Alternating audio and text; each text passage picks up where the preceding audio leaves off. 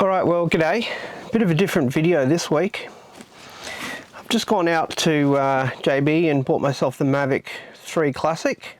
So what we wanted to do this week is do a bit of an unboxing and a bit of a comparison with the Mavic Pro 2, which is my drone that I have now already. There's a few different reasons that I'm swapping over, but we'll go into those later.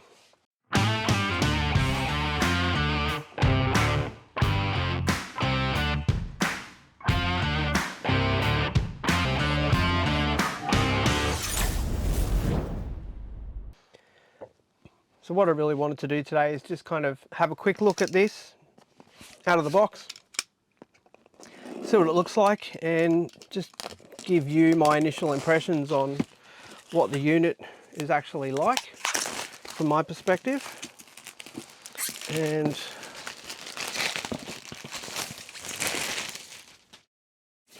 do a bit of a quick comparison and a bit of a side-by-side with the older unit. Alright, it's pretty exciting to undo all this, tell ya.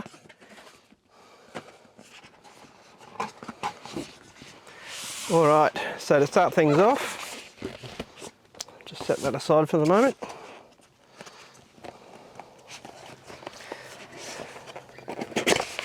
Packaging looks pretty nice. Alright, so I'm gathering this is the controller here.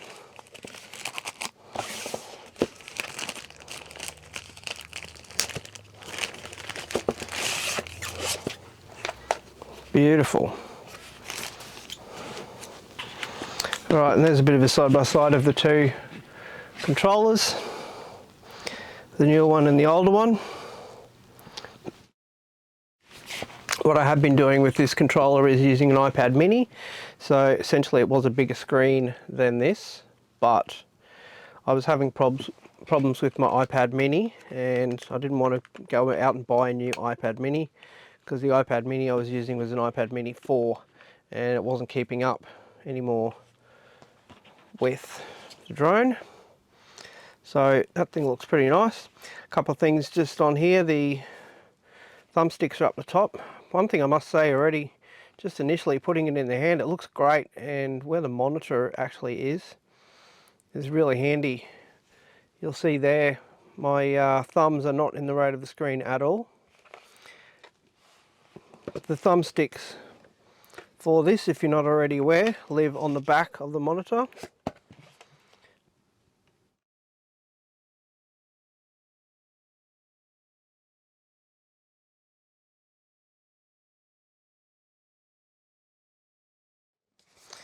Just a quick little feel of what they look like compared to the older unit. You can see comparing the older thumbsticks and the newer thumbsticks, they look much the same. On the top, it's much the same thing, although the newer thumbsticks on the 3 Classic have that steel bevel on them, and the older ones have a little bit of a rubber kind of bezel, but you never tend to actually use that anyway. You're only using just the top. So not a huge point of difference, and even just having a look side by side as well with the distance that they are out from the controller, it's pretty much the same, so not a lot of difference there at all. So already I've got to say I'm a really big fan of this, and another one of the things I'll say first off as well is the rubber backing on the back of the controller is really, really nice on the hands. It feels beautiful in the hands already, and the triggers feel like they're exactly where they need to be. So, geez, I'll tell you what, it's pretty damn nice. It is a bit of a sacrifice in screen real estate, but it's something I was willing to actually go through because I was getting a little bit annoyed with having to always have a cable coming out of the bottom of the old controller here, then putting that into the iPad and folding these arms out every time, squeezing the iPad in there, putting the controller in. Sometimes if you forget your cables, you can't do anything. But one of the big selling points for me with the newer controller was that this is it. you turn it on and you're ready to go. So big winner there.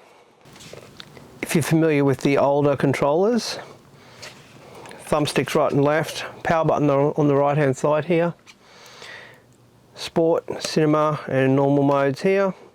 And on the left hand side, the flight pause or return to home button. Flipping it over, you've got two assignable control buttons here on the back. And if you're talking about placing your hands on there, my fingers are exactly where those buttons are without even having to move them. So they're already in place. So I don't even need to worry about trying to move my fingers around to where they are.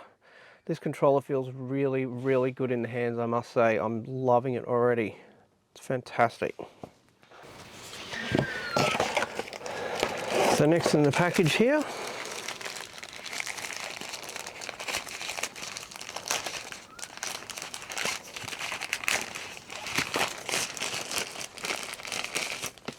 it's just your standard power,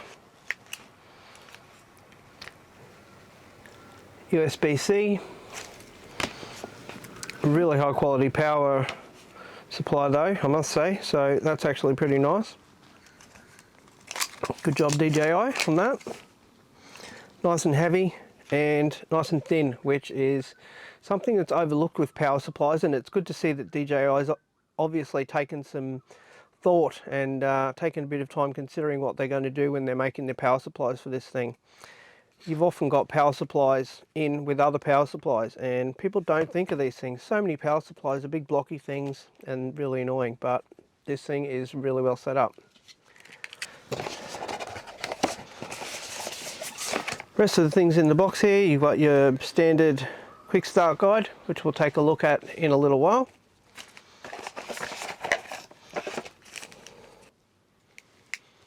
And furthermore there, we've got a USB cable, the USB-C at the end, which we'll use later on, and that's it for that storage.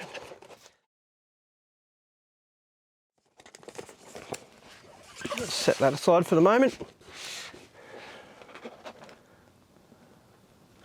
And now getting to the good stuff. Oh boy.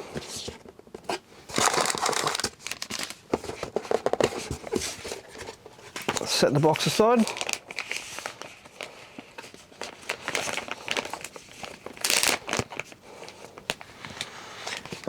One thing I can tell you is they feel pretty similar in weight. I'm not really sure what the actual weight is.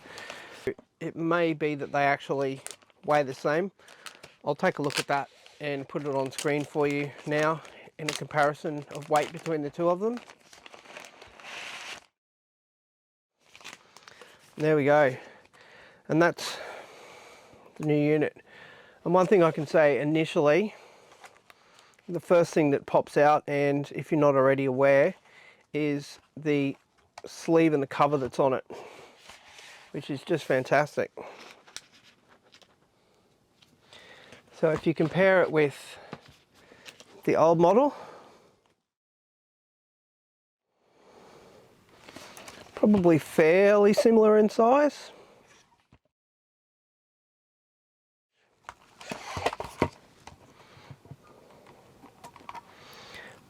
But a little bit higher. But one of the things you will note immediately, no more of these annoying stupid things, and I'm so sick of these. They constantly fall off. You're constantly having propellers swimming around in your bag. Absolute pain in the butt. I'm so sick of it, and that won't actually happen anymore. Now that we've got this new sleeve on here, you're constantly having propellers falling over like that. It's a pain in the butt. Alright, so let's take a look now at getting this cover off. So it's fairly easy to just latch on and latch off. And boom. Oh God, I love this cover. Jeez, I love this cover. I love this cover. What a fantastic thing. What a great cover. Already streets ahead of the old unit, just in terms of little things so far.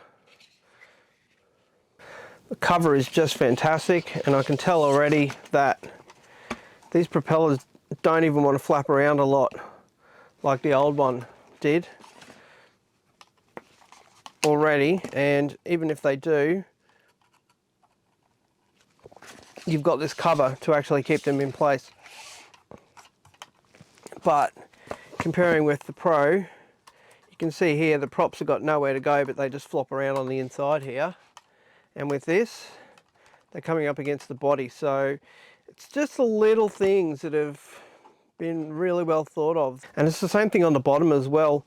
One of the things that really annoyed me about the Pro 2 was these props constantly caught on this little latch here on the feet. So comparing the old unit, every time I was trying to get the props around to put them away, they were constantly hitting on these feet here, pain in the butt. But with the new unit now, there's plenty of clearance and they don't hit that at all. They miss by about 2 or 3 millimeters, but it's enough. And you can tell that DJI's really put a lot of thought into just the little things even. Now, I'm not sure what you're actually aware of with what the drone has in terms of batteries and all of the rest of it, but we'll take a really quick look at that.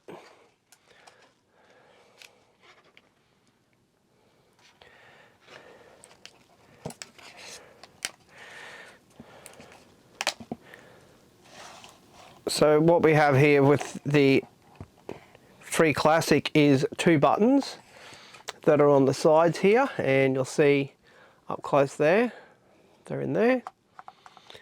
And basically the battery runs for almost the entire length of the drone. So it's a much bigger battery. I'll put the specifications of the battery on the screen for you right now if you're wanting to know what they actually are.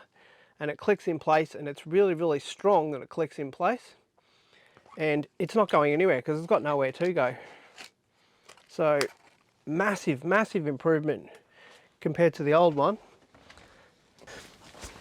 And with the Mavic Pro 2, there's a couple of problems that this unit actually ended up having over the duration. There's a clip there and it's kind of stiff, which is good. But one of the big problems it was having, and one of the problems I had with an earlier model that ended up going in the drink, was once these batteries have been charged quite a few times, along the bottom here, they started swelling. So when you're trying to get that seal here in the bottom to latch it in there and there, it wasn't clicking in properly. So what happened in the case where my drone went in the water was that the battery wasn't connecting properly, and while I was mid-flight, battery just popped itself out, drone lost power and went straight in the water.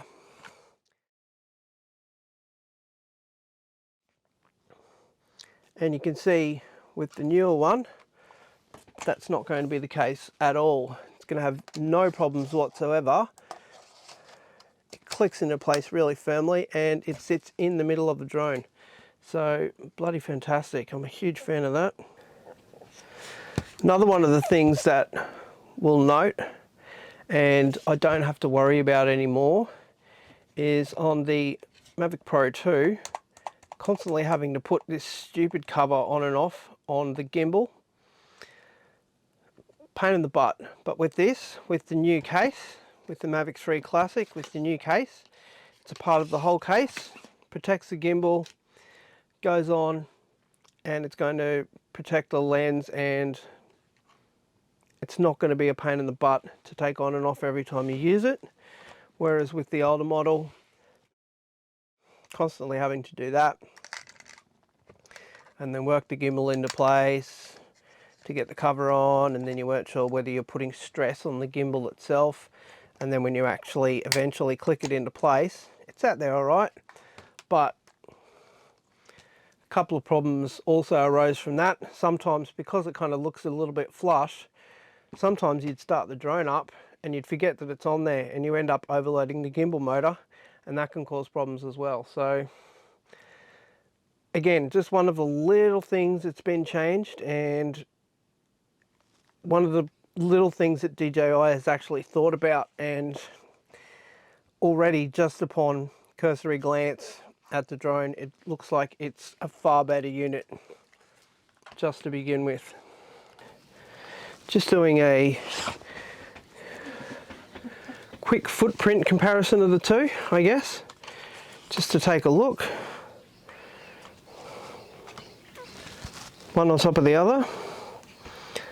You'll notice that the Classic 3 is a little bit longer on the arms at the front and the back.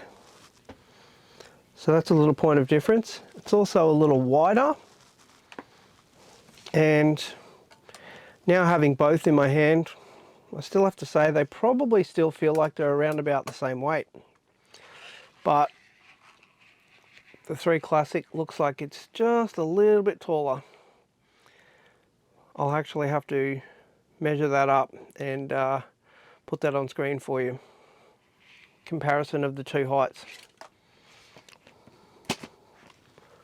Just a couple of other things to begin with in looking at the comparison between the two. Just up here at the very top, there's a USB-C. I'm assuming that may be to charge your battery. And also underneath that, you've got an SD card slot. Already another thing, and a point of difference between the two is with the Pro 2,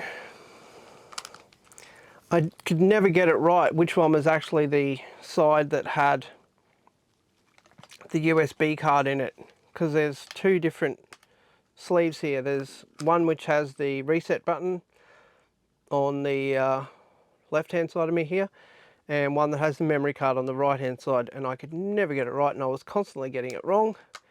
Pain in the butt. And it's in a little bit of an annoying place as well, and I'll show you why. If the blades are folded in, you can't get to your memory card, so you've got to take whatever cover you've got on it off, get your memory card out if you are transferring data that way. And what you end up doing most of the time, just so you've got better access to it, is having to fold your arms out to get to the memory card, which is a huge pain in the butt. But now looking at the 3 Classic, if I fold everything away,